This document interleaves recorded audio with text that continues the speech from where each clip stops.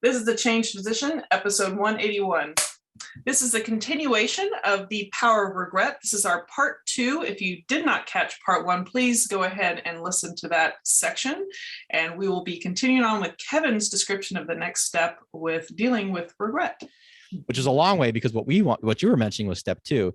And step 2 is this idea of self-compassion.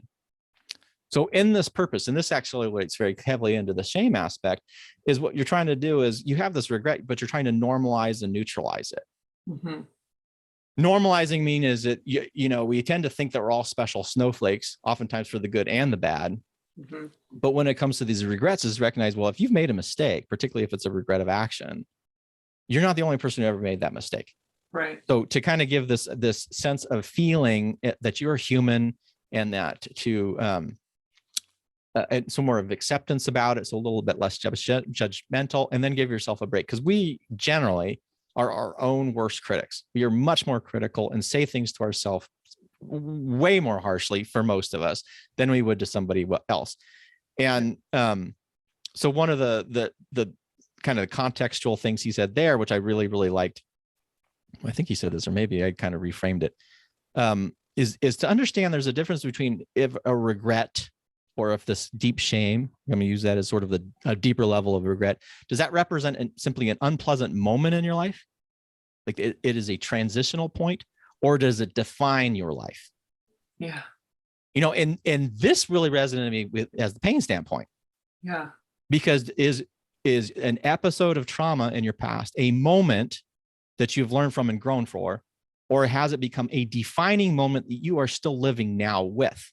Right. And you can see this also reflected with regret when people say, if only, again, in the physician world, the people who are regretting having gone into medicine, if that is defining your moment, is this core regret of I should never have ever done medicine, now that's a deeper hole to dig yourself out of.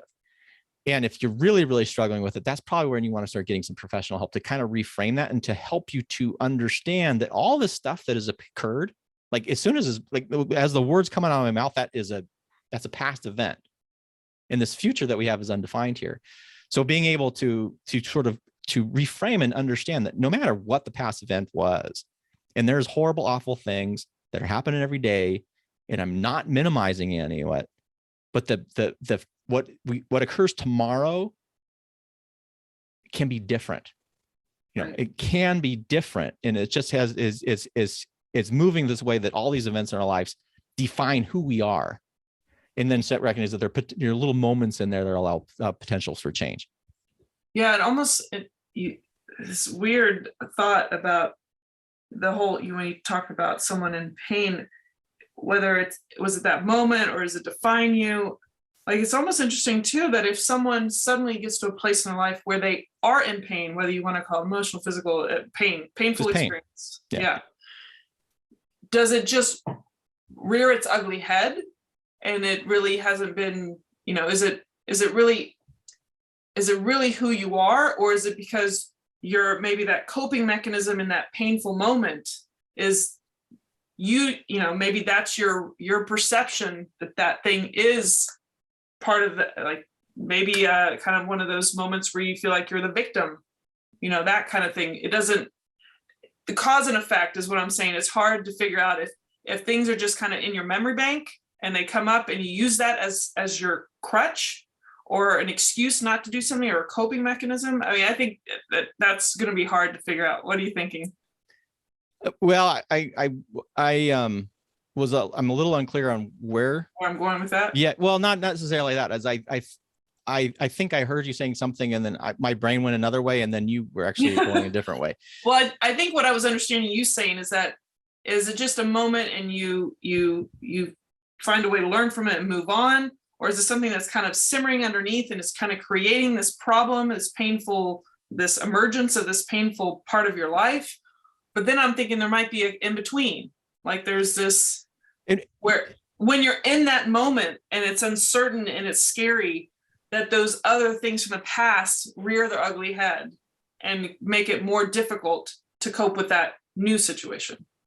Does that make sense? Well, kind of. So I see the two extremes. There's the nothing, and then there's the one where it's defined. Like, Yes. because of this thing that happened to me 50 years ago, Yeah. everything in my life sucks Yeah. from then on, right? Right. That's defining. That's where we're latching onto an anchor super hardcore. Yeah. When we have a new stressful event, though,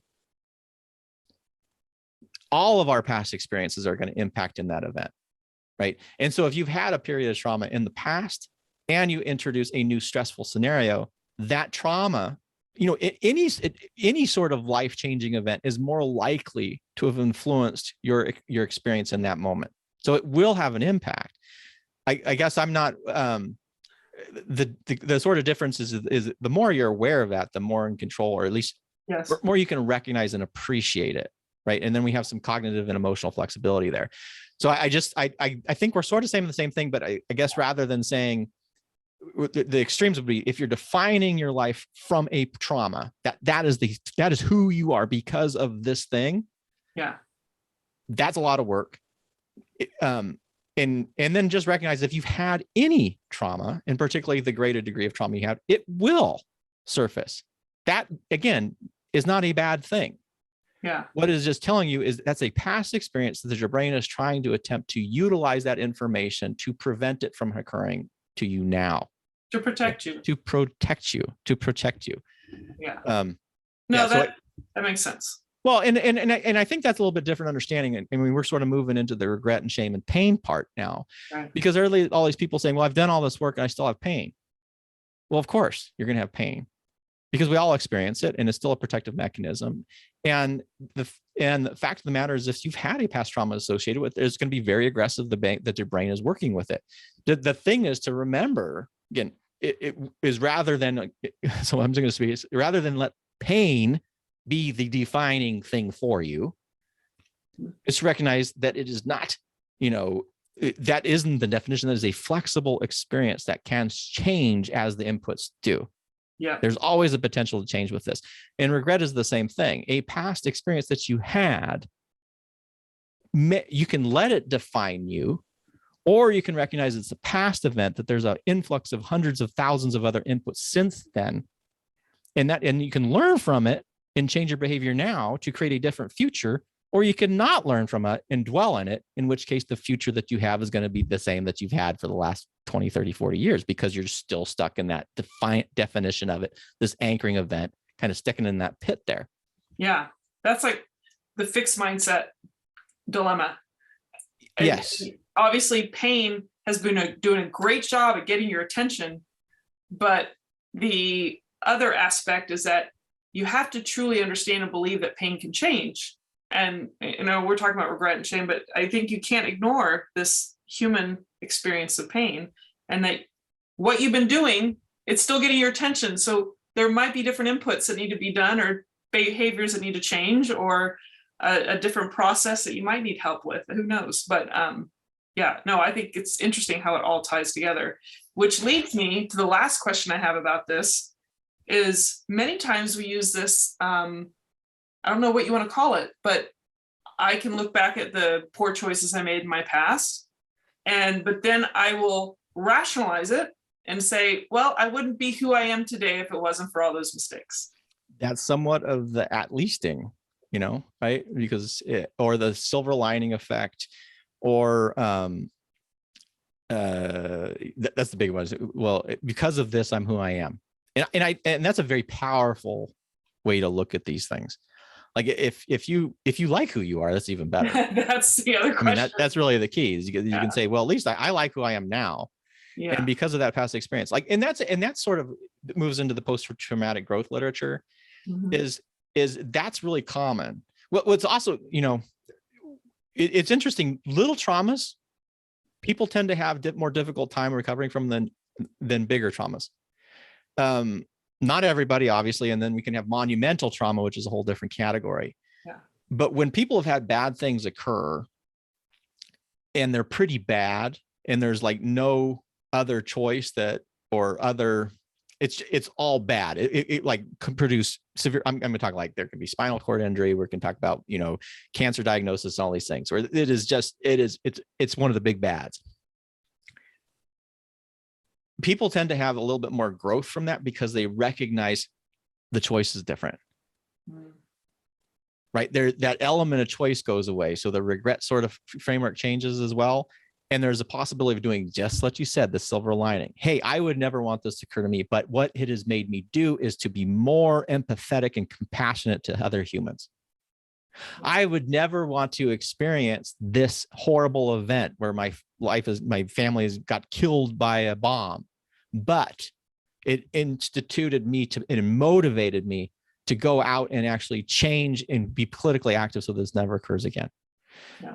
And so that's one of the powers there, and that's something that we've done is where it's beyond like a silver lining. It's beyond at leasting is what we're taking a moment to, so we're changing that switch and now we're doing something constructive with it. It's really, really important to kind of understand that, and also to recognize that when we say something like that, no one is ever saying that they wanted the trauma to occur. Right. If you have done a choice and you have a regret and something bad happened, no one is saying, oh, you're that's the best thing and you should just go around making that same mistake. No. What you're doing is you're taking that moment though, and you're at least learn from it to create positive change that's from that kind of incidents. Yeah. No, I think that, like you said, the book seems to create, like, you didn't think it was earth-shattering things, but I think it's very thought-provoking because we don't always put attention or put things into words or acknowledge or just be aware of I mean, we're amazing beings. It's like the complexities are insane, and the more you learn, the more you realize you don't know. Pretty standard saying. The more I think we get older, we say that. If you're paying attention, you could be in bliss, I guess, and just not want to think about anything, and you won't find this to be intriguing, I guess. I don't know, but any final thoughts, or want to wrap this into like a summary, or what you feel like you want the listeners to take away? Well, I'm going to bring one little point up because I think this is another kind of takeaway is when they did this big survey, they called it the World Regret Survey, and they hired a bunch of people, and it is like 46,000 inputs on this thing, cross-cultural, and it's kind of cool. And what they basically then is codified like 4 categories of regret. Now, so there's mechanism, which is action versus inaction. There's another point that we didn't get into too much. There's the looking at obligations versus desires, and those kind of a choice point. But the 4 sort of kind of key categories that they sort of drove out was what they called foundation regrets, boldness regrets, moral regrets, and connection regrets. So foundational regrets really have to do about the stability. They're like core. Like if you look at like Maslow's hierarchy, which is actually not a hierarchy, but this idea of like safety and financial and whatever, kind of, making sure you have food on your table and a house over your head. That stability is this idea of people regret behaviors that they did in the past, these now decisions, short-term decisions at a lack of long-term. So you're now 75 and then you regret that you didn't save for retirement, right? So those are foundation regrets. Boldness regrets have to do with choices where you wanted to do something, you really like towards your ideal self, but you failed to do it. So those are mostly about inaction. Occasionally they can be about action. But people like, oh, I regret I didn't, I regret that I didn't travel around Europe in a backpack when I graduated from high school, right? Those are, you didn't, because maybe you were scared. So that's a boldness regret. Those are still very, very, very common. Moral is a big one. And those are the ones that you feel that you've wronged somebody. But when you perform an action that is, or an inaction that is inconsistent with your values, and those actually can last a long time. Like if you wrong somebody, you hear the stories about people who were bullies in school, and then that has kind of lasted with them. Like we hear about the people getting bullied. There's bullies actually that have done behaviors and then have pretty profound regrets associated with it. And then the last one was about connection and the people that you have lost over time, right? And those can be death, or they can just be simple who dropped off the radar. And that was kind of fun because if you identify that a regret, with a regret, what do you say it is? Regret provides a lesson and identifies a need. So when you kind of codify these into these four categories, because, oh, well, these seem to be like human needs. Well, those human needs are stability, growth, goodness, or moralness, and then this love or connection. Mm-hmm. And I'm like, well, this made me think again, Maslow. So I actually have another book by, I think, Scott Barry or something. He was a student of Maslow and he wrote this whole book. I haven't finished it yet. And they line up very, very nicely. So then you're looking at, okay, well, these are these four core needs that we should be looking at for our lives to make sure that we have decisions that optimize these points of making sure that you're stable, which includes health and wealth. And then you look at growth, which has to do with boldness and facing your fears and taking action. Goodness, being aligned with your actions to your values and making sure that your actions and your inactions are consistent with what you believe in. And then love, maintaining those connections. So again, it was just, it's fun.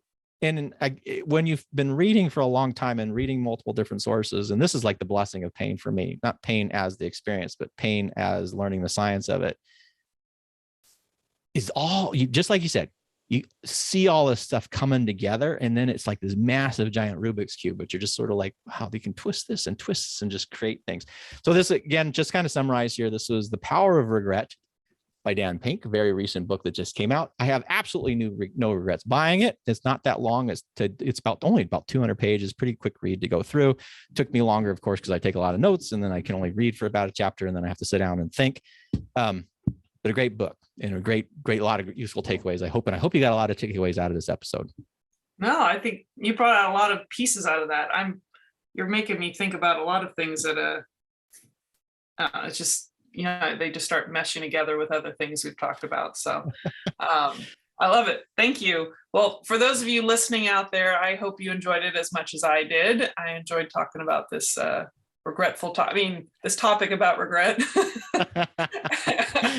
And if you don't know what the Change Physician is all about, you can check out thechangephysician.com, and we'll look forward to seeing you on the next episode. Take care. Stay well, folks.